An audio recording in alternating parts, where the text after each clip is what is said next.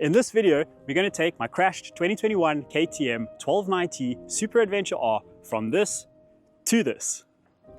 In the last video, we started putting the bike back together, but we got stuck with the radiator that was bent.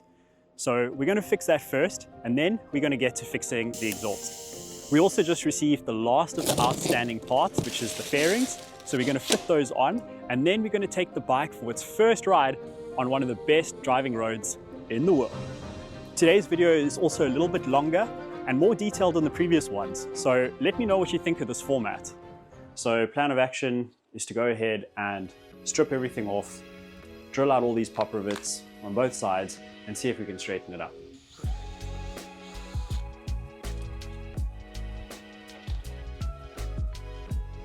These are some of the worst pop rivets I've ever tried to take out. They just started spinning around. So now I think you can see pretty clearly just how bent this radiator is.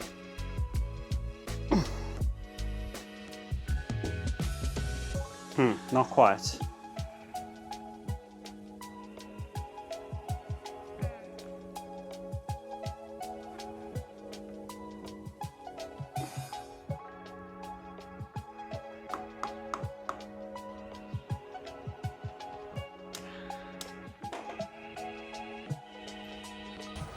That's better.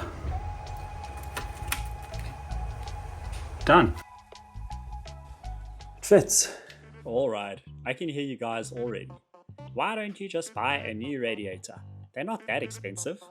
And yes, you are correct. But since I still don't know exactly what I still need for this bike, I want to assemble it as much as possible now. That way I can quickly identify the missing parts and order them in one fell swoop. Okay, let's see if this radiator actually holds water. Seems to be holding pretty high for now. Let's close this up and we'll start the bike. Okay, to start the bike, to make sure the cooling system works, we have to put the tank on. I think that's it.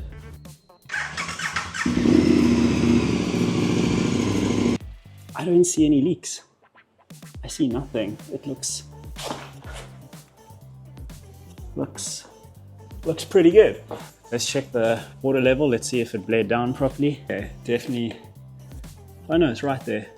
Not bad. Okay, I think it's bled. Let's take a look at our repair work. You cannot see that any work was ever done there, which is kind of scary. Come on, stick it. So the pancaked exhaust is the next thing that I want to tackle. To start, there's 3 bolts on the front cylinder head that need to come off. Then we can remove the oxygen sensors, which are a size 17 on a bike. On a car, they're all 22. Next, let's take off the heat shields and remove the muffler. You can see that the catalytic converter is still in. Take a look at this pipe. Pretty open. This is really nice. The stock one, you can't even see through it. It's got so much baffling inside.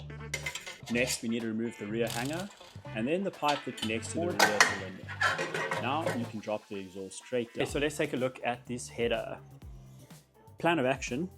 We're going to cut along this weld over here so that our repair blends in pretty nicely, and then we're going to cut somewhere down here. So originally I wanted to cut right over here where it will be covered by this clamp, but it's going to be pretty tricky to cut this without cutting into that. So I think what I'm rather going to do is cut right along the edge and weld over here and replace this piece. But before we cut this, I want to show you something interesting.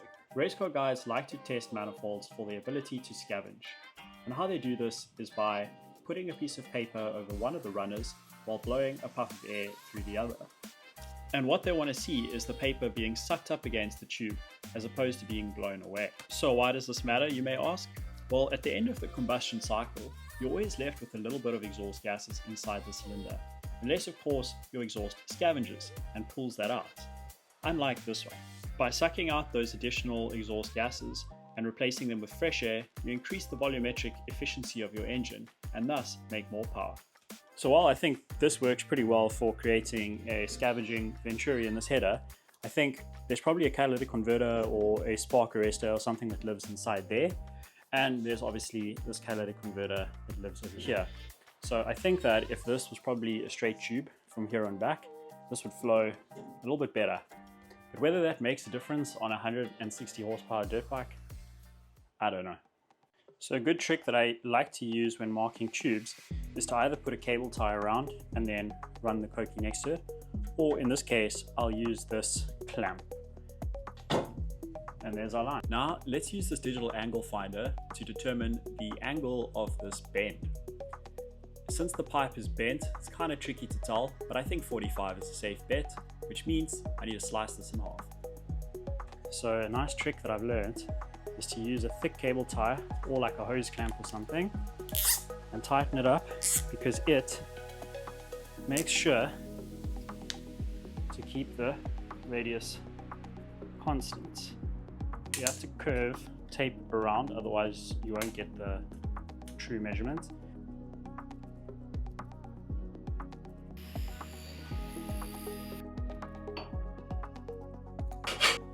Okay, so we got this out. So this is good, this is trash.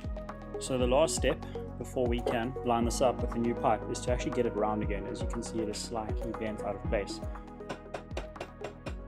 I'd say that's pretty good.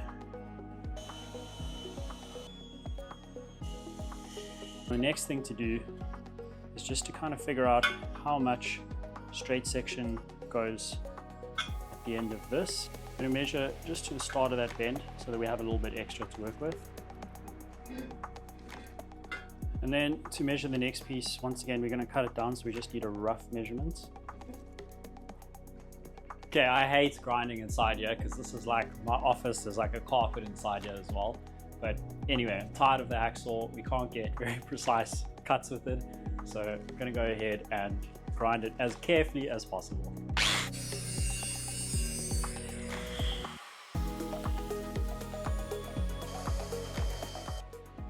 That is the edge that you want. It makes welding so much easier.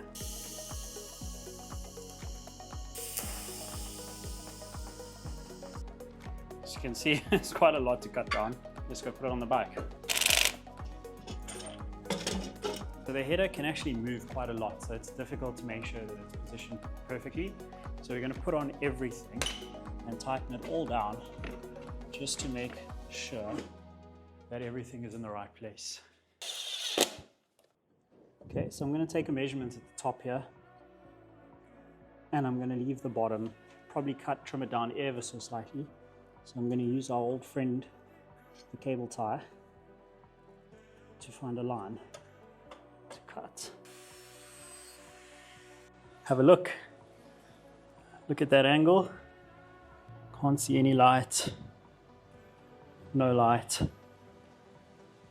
Our new pipe.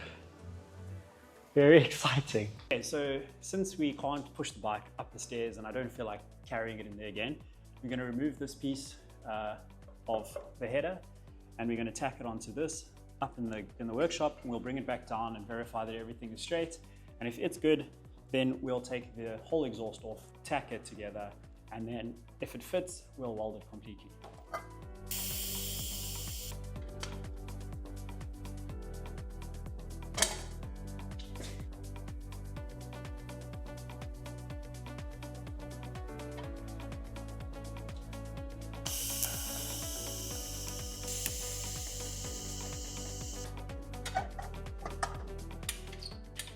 So test fitted it on the bike a few times and it's completely lined up. So next, all we have to do is actually weld this thing up. Before we weld this for real, I want to try and get as much of this dirt off because it's not going to do our weld any good. So I'm going to use some of this and I'm just going to go ahead and rub it all off. I think this is good to weld.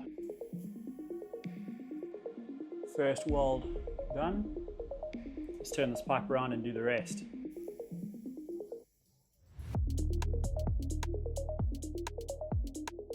To install the header, you start by meandering it through the sensor stand and trying to get the studs on the front head to line up. Then, a bit of copper grease in the V-band that connects to the rear cylinder and slide on the tailpipe. Getting to the front oxygen sensor is pretty tricky and I really don't want to stress that wire more than necessary. So I'm going to take the tank off again. A pro tip for installing oxygen sensors is to wind them up counterclockwise like 5 or 6 times. That way, when you tighten them, they'll naturally unwind and the cable will be in a relaxed position once the sensor is completely tight and installed. Now, let's take a moment to admire this beautiful down tube.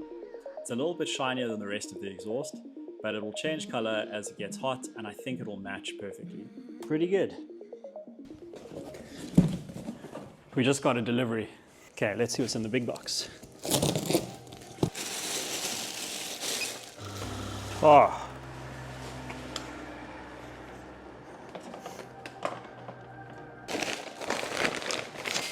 I actually didn't realize that these came as two separate pieces. What else is inside here? Nice. Okay, that's this little cover, the lower protection, and a box. A new fan, after we went to all the effort to fix the other one. Okay, this looks like the mask spoiler. Yes, amazing. This piece was not damaged on the bike, but it does look a little bit rough along the top, you can kind of see. So here's a new one. Let's fit it.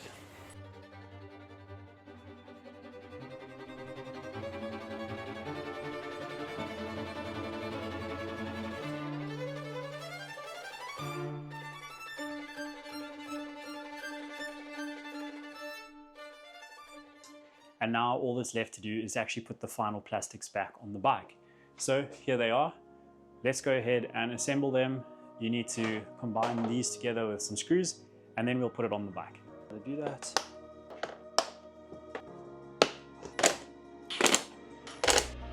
Done. I actually had to come and reinstall these grills after putting on the side covers and realizing that they were missing. But they're actually surprisingly easy to remove. There's about 6 or 7 of these Torx bolts that hold them on, and the rest kind of just slots together and clips in. But look at this, we're finally here. It's now starting to look like a real bike. So unfortunately, KTM uses these little black T30s, these, everywhere on the bike, and they're pretty hard to get at the moment. So I'm gonna have to make do with some other bolts for this. Basically got some stainless head Torx bolts with a washer. It's gonna have to do until the bolts arrive at my local KTM. So I was looking everywhere to find what bolt went inside here, but fortunately, I have a model over here. So come look at this. It's a pretty unique bolt, and I definitely don't have them. It's got like a bobbin around the outside, and this is so that the seat can slide in place. So I have come up with another idea, and I have this, which I'm going to use in the meantime until I get those from KTM. So next, we're going to put the air filter in the bike. On this generation 1290, it's actually quite nice. You don't have to remove that much to get to it, unlike the previous generations. Basically, all you do is you slide this in the front, down here, and then it's got this angled piece that you slide in front, and it creates pressure that squeezes the filter up against the seal, and now it's pretty tight. And then you just need to put this little lid on and screw that down once again with these T30s. But the entire bike is made up. Is to put the tank shroud on. So let's just click the gasket around nicely, and it looks like it just clips into place all the way down. And then it takes 2 of those T30s at the bottom again. Next, we're putting in the cubby hole. Did you know that it's actually got a USB inside there that you could charge your phone? I must be honest, I've never noticed that before, and that's what this cable is for. So if you come around over here, you'll see that there's this plug, and there's not a lot of space over here. So let's plug that in, and let's try and tuck it out the way as much as possible. I'll try and tuck it under that plastic, because this sticks out quite a lot. It makes it pretty tricky to fit this piece in.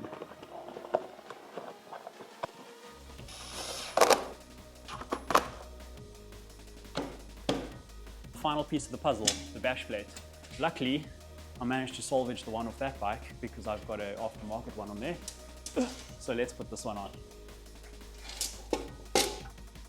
Let's tuck it in under the plastics first. Line up the first bolt hole.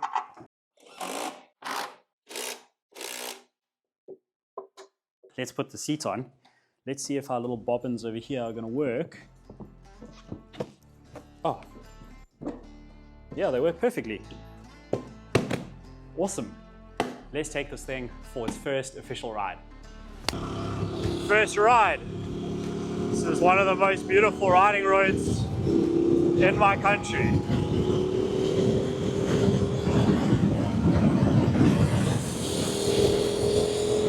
Let's just remember that I'm riding on knobblies that I've never actually ridden on before, so I'm not really sure how they're going to do on this road. Hey! Back is getting a bit loose.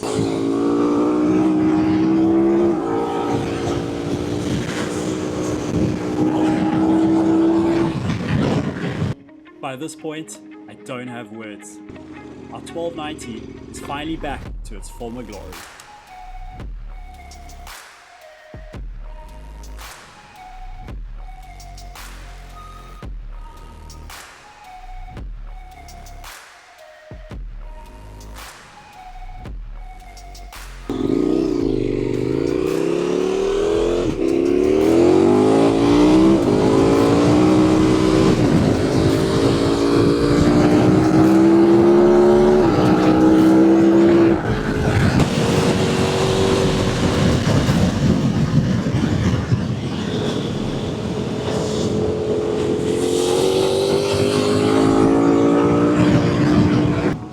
Does it pull left to right? Let's see.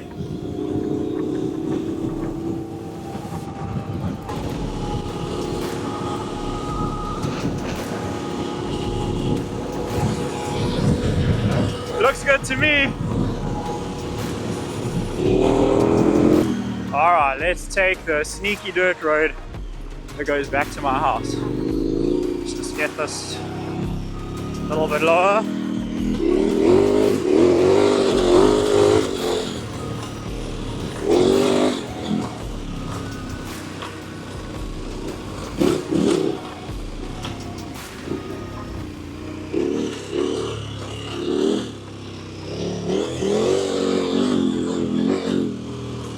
Oh, I hope I don't bend the frame. I reckon we should get a little picture over here.